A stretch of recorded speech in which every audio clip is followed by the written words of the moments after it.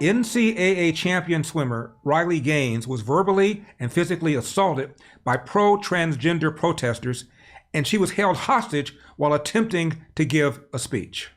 Former elite college swimmer says that she was ambushed and physically hit by trans rights protesters after speaking at San Francisco State University.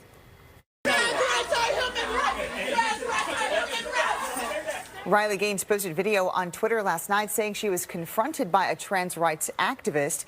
Gaines is a former competitor of controversial trans swimmer Leah Thomas. Gaines says police escorted her to safety and that she was forced to barricade for 3 hours in a classroom. The university says police did not make any arrests, but that it is conducting an investigation. No arrests? Now, a recent protest in Tennessee, instigated by Democratic lawmakers, turned into a near riot as protesters in Nashville stormed the state Capitol building. Just because you don't get your way, you can't come to the well, bring your friends, and throw a temper tantrum with an adolescent bullhorn. There's something in the decorum of this body that says it's okay to call that a temper tantrum, to call people we disagree with on the issues, to say that all they want is attention. But I'll tell you what, I don't personally want attention. What I want is attention on the issue of gun violence. But instead, we're here with a resolution you put up talking about expelling me for advocating for ending gun violence in the state of Tennessee. Overnight, President Biden calling the ousting shocking and undemocratic. Republicans had accused Jones and Pearson of disorderly behavior after leading protesters onto the House floor, bringing proceedings to a halt with both men using a bullhorn. Some Republicans compared the moment to January 6th. What they did today was equivalent, at least equivalent, maybe worse, depending on how you look at it, of doing an insurrection in the Capitol. Jones and Pearson argued they were exercising their First Amendment right after Republicans refused to discuss gun reform in the wake of the Covenant School shooting. Now we come to federal judge Stuart Kyle Duncan. He was interrupted as he attempted to speak at Stanford Law School, and when he tried to get a dean to restore order, the dean lectured him about his wrong-headed political views. So you've invited me to speak here, and I'm being heckled nonstop. And I'm just asking for an administrator to tell me what That's an administrator. Your racism is showing. Wait, Respect black women. If you want a marketplace of ideas, you have gotten what you wanted, take it. Like, do you want an echo chamber? What's the issue? Can I help? I guess I have prepared remarks, but they're not letting me get. Go ahead. Yes, please. I have to write something down because I'm so uncomfortable up here. And I don't say that for sympathy. I just say I'm deeply, deeply uncomfortable. I'm uncomfortable because this event is tearing at the fabric of this community that I care about and I'm here to support. And I don't know, and I have to ask myself, and I'm not a cynic to ask this, is the juice worth the squeeze? Is this worth it? What's going on here? Is the juice worth the squeeze? Please welcome the honorary chairman of Tea Party Patriots Action, Jenny Beth Martin. Jenny Beth, all the intolerance of the tolerant people. It's absolutely horrible to see that entire compilation of all of these videos. The most alarming thing, I think there are two alarming things. First, it's very clear that the people on the left are completely racist, and they're judging everyone by their outward appearance and by the color of their skin before anything else happens. And if you say something that they disagree with, then they assume that you're saying it based on the color of your skin. It is harmful to our society if we continue going down that path. And then the other thing that is extremely alarming is that there is lawlessness and unequal application of the law happening around this country. And if you are friends or pawns of the radicals on the left, then there's a set of laws that applies to you that basically you can get off or get a more lenient sentence. And then if you are not useful to them or your political opposition for them, if you're not useful to them, they don't care about you. They'll just ignore you and let the system do whatever the system may do. And then if you're political opposition, they come after you and weaponize the government and twist the laws around against you.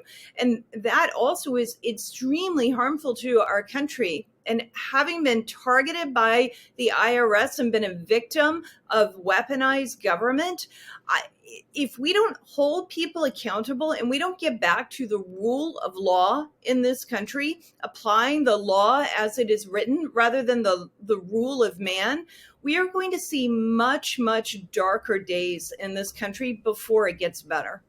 You know, I wrote a piece about the DA Alvin Bragg and the weaponization of the law to go after Donald Trump. I mean, the guy ran claiming, I'm going to bring down Donald Trump. And I said, can you contain the fire that you've unleashed? There are Republican DAs, Republican AGs all around the country. They could conceivably come up with something as well. I remember when Barack Obama ran, there was a financier named Tony Resco. He ended up going to jail for extortion. And Obama did some sort of deal with his wife to buy land adjacent to Obama's home to expand his house. Now, I have no idea whether or not that was legal or illegal. It appeared to be certainly smelly. And somebody could perhaps figure out some sort of way of going after Barack Obama for that. I mean, I can think of a million things that Democrats have done over the years where somebody could figure out some sort of way of going after them just because they don't like their politics. Yeah, that's right. And apparently the statute of limitations doesn't apply. So, and even the law doesn't really matter. Just twist it around and come up with some new legal theory and throw it at the wall and see what happens.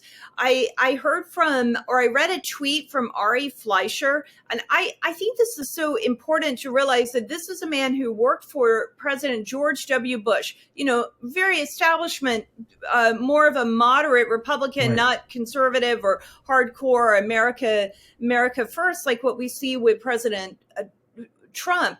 And he said he thinks that local DAs around the country need to go nuclear and just show, if you're going to do this in New York, then in other parts of the country, the exact same thing is going to happen. Go after Barack Obama, former President Obama, go after President Biden, and show that if one side is willing to do it, the other side is willing to do it, so they understand it's mutual destruction and they back off. I just don't know if we have local DAs around the country who are more conservative, who are willing to go that far. Part of I think what sets conservatives apart from liberals right now is that conservatives actually do respect the law normally. Inflation has consequences. As the Fed raises interest rates to combat out-of-control government spending, long-term bonds have diminished in value, crippling banks. Depositors are holding their breath, and investors are bailing on bank stocks. Diversification has never been more important. And the recent surge in gold prices is directly tied to the extreme market volatility right now. This is why gold has historically been a great hedge against the stock market and against inflation. Now would be a fantastic time to diversify into gold with Birch Gold Group. Birch Gold makes it easy to convert an IRA or 401k into an IRA in precious metals. Here's what you need to do. Just visit LarryForGold.com to get a free info kit on gold. They'll help you convert your existing IRA or 401k that's tied to a volatile market into an IRA in physical precious metals, gold and silver. And the best part, it's tax sheltered. So visit LarryForGold.com to claim your free info kit on gold today with an A+ rating with the Better Business Bureau, thousands of happy customers, and countless 5-star reviews. Birch Gold is who you can trust to protect your future. Visit LarryForGold.com today. That's LarryForGold.com. You know, my friend Thomas Sowell said recently, when Democrats are attacked, they counterattack. Republicans are attacked, we whine that we're innocent. And this is a very, very scary development we have here, Jenny Beth. Let's take the Hillary having the server in her basement. She clearly violated the Espionage Act. It doesn't require any intent. Just the act itself has to be reckless, and it clearly was. And so James Comey does his big presentation, as you know. At the very end of it, says, but she lacked the intent. And she skated.